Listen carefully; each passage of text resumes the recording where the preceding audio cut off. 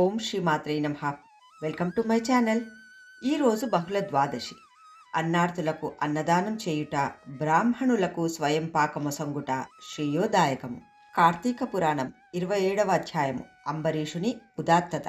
దుర్వాసునితో శ్రీమన్నారాయణుడు ఇలా అనెను: అంబరీషునికి నీవు శాపమనే వంకతో ఇచ్చిన వరం ఆనందదాయకం.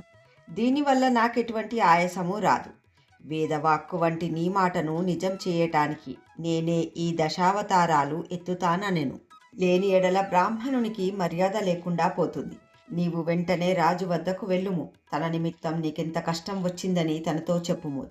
చక్రాయుధాన్ని ఆపు చేయగల శక్తి సామర్థ్యాలు అంబరీషునికి మాత్రమే ఉన్నాయని చెప్పుము. శ్రీమన్నారాయణుని మాటలాలకించిన దుర్వాసుడు స్వామికి అనేకసార్లు నమస్కారము చేసి సుదర్శనాయుధం తరుముకొస్తుండగా బ్రాహ్మణులతో పరివేష్టింపబడి ఉన్న అంబరీషుని దగ్గరకు చేరుకున్నాడు.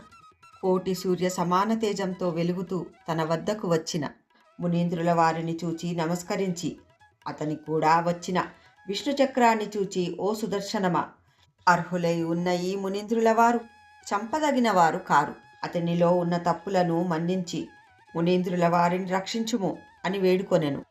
కిలి క్రౌర్యంతో మునీంద్రుల వారిని చంపవద్దు, రక్షించమని నా వద్దకు శరణాగతుడై వచ్చిన మునీంద్రుని కాపాడు అంటూ దుర్వాస మునీంద్రుని కౌగిలించుకొనెను అంబరీషుడు.